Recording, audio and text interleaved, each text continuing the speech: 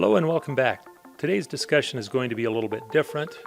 We finished 1st Nephi. Before moving on to 2nd Nephi, which will have the answer to the last episode's trivia question, I wanted to briefly discuss a non-gospel topic. We'll be talking about Lehi's journey from Jerusalem to the land of Bountiful, but our focus today will be on geography. I think you'll be surprised by how well supported their journey is by actual evidence. In fact, it seems likely that we know the site where Nephi built his boat. There are a few articles that I'll be citing in this video, and I'll include links to them in the show notes. If you're listening to this on podcast, you may want to watch the YouTube video as well, because there's some maps and other images that will help things make more sense. For a long time, for more than 100 years, no one really took a geographical look at Lehi's journey and where it took place.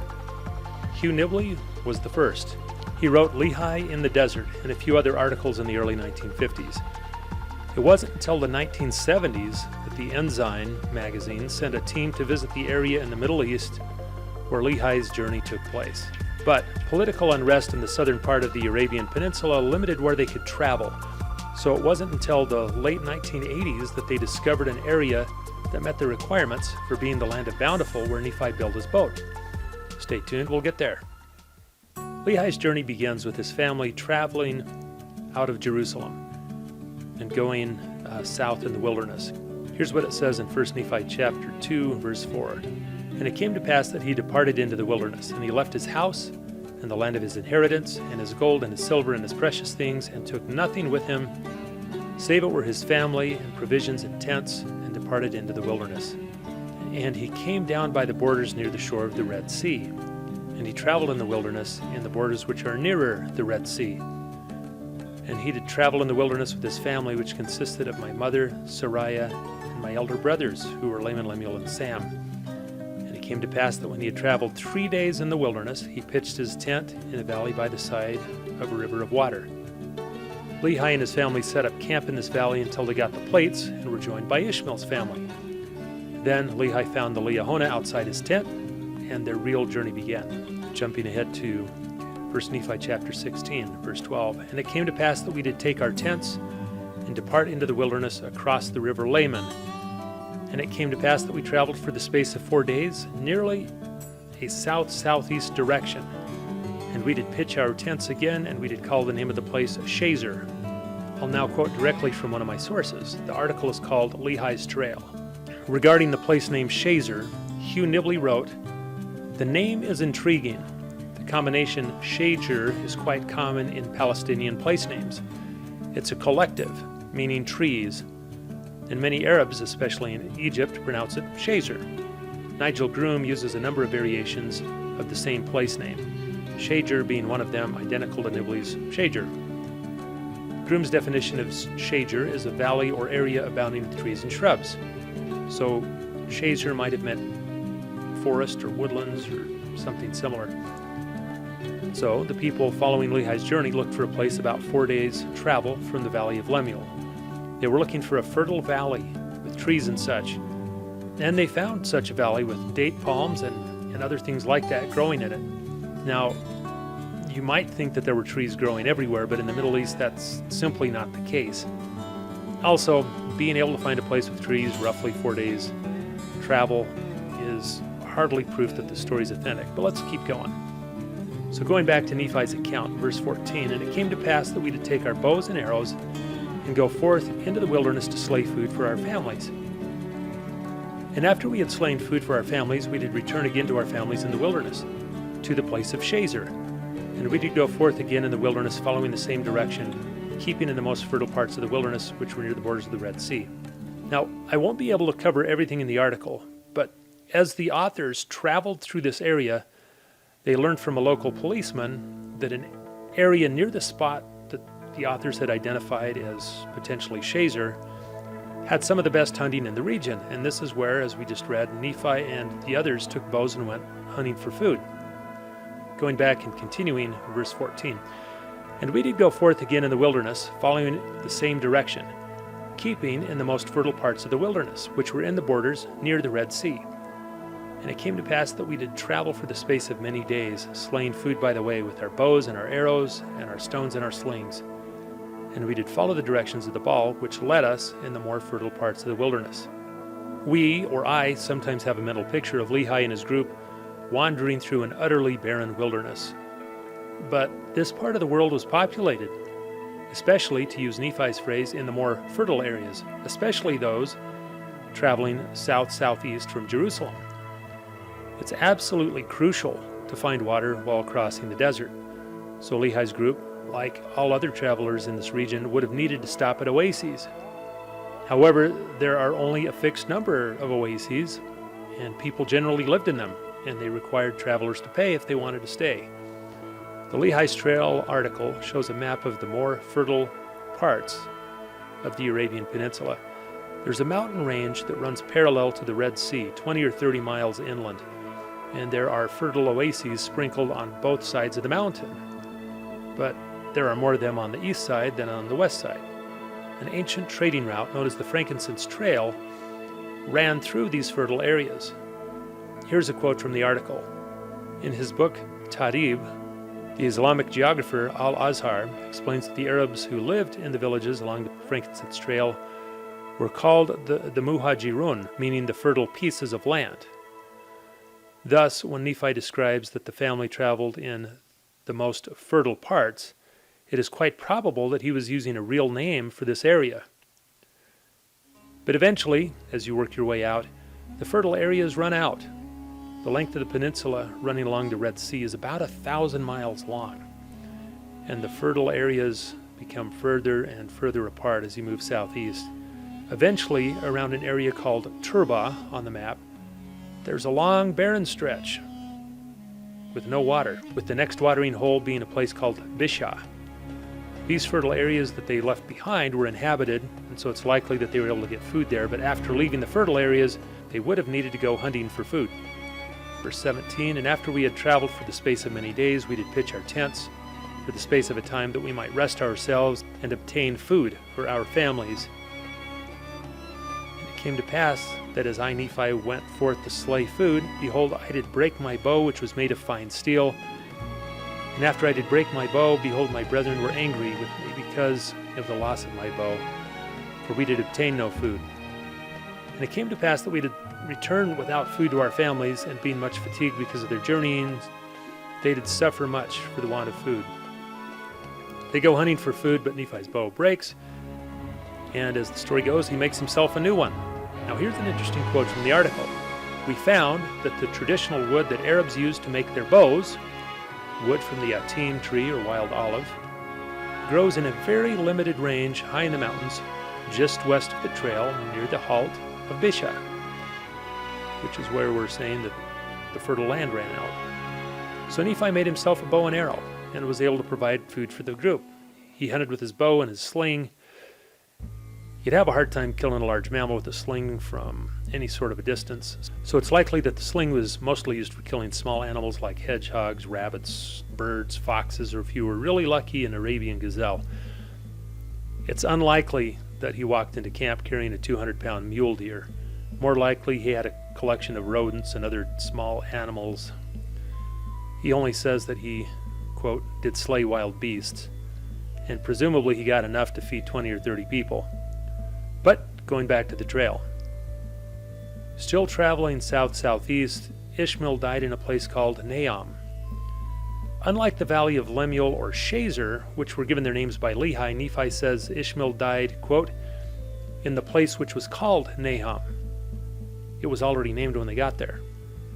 If you follow the old Frankincense Trail, you eventually reach a town in Yemen that used to be called Nim, spelled Nhm because written Hebrew does not have vowels. And as I mentioned in an earlier video that covered when Ishmael died, archaeologists have found artifacts dating back to the 6th century BC with the word Nhm written on it in this area. Nahom, coincidentally, would have been spelled the same way, leading experts to conclude that Nahom was probably the same settlement as Nim. And this is where Ishmael died and was buried. You'll notice, if you read the story at this point, that although the group complains and wishes they had never left Jerusalem, there's no discussion of going back. At this point, they've gone more than 1,000 miles. And then from there, they went east. Verse 1 of the next chapter. And it came to pass that we did take our journey in the wilderness, and we did travel nearly eastward from that time forth. And we did travel and wade through much affliction in the wilderness. And our women did bear children in the wilderness. If we look at where Nahom is located on the map of the Arabian Peninsula and go east, you don't reach the seashore until somewhere along the border between Yemen and Oman. And I don't know how to pronounce those correctly. There's another article called The Arabian Bountiful Discovered, Evidence for Nephi's Bountiful, and I've included a link to that in the notes. So, how do you know that you've found the land of Bountiful? Well, it's got to meet a rather long list of criteria, and the article talks about these. One, it's got to be nearly east from Nahom, so there's a fairly narrow stretch on the border where you've got to find this. It needed to be accessible from the inland desert, because that's how they got there. It was fertile, having much fruit and honey. The area surrounding it was also fertile. Nephi used the phrase, the land of Bountiful. It was suitable for a long encampment, long enough to build a large ship, meaning it needed to have a source of running water. It needed to have access to timber. It needed a prominent mountain where Nephi could go to, quote, pray oft. It needed cliffs overlooking the sea where Nephi's brothers could threaten to throw him into the ocean. If you're standing on the shore, casting someone into the ocean doesn't accomplish much, so you need a place with cliffs. It needed to have ore nearby. And also, it needed to not be inhabited. Now, the two articles disagree on that point. One article said they would have needed to find a settlement so that they could buy timber, and also so that someone could teach them how to sail their ship. The other article assumes that they were self-sufficient, and so the place would be unoccupied. But even if we set that one criteria aside, that's a long list of things to meet, especially if you're hoping to find it on the seashore following a line nearly east from Nahom. Oh, and also, you need a harbor so you can launch a ship. Well, in the 1980s, when things settled politically and they were able to look, they found a place meeting all the criteria. It was a fertile area, it had fruit and honey, it had a harbor with nearby mountains and cliffs, with iron ore deposits just a few miles away, and it was almost directly east of Nahom. The name of the place that they found is called Khor Kharfat, Khor space, Kharfot. So why haven't people been excavating there? Well, getting permission to excavate there has apparently been a bit of a trick. I've attached an article talking about that.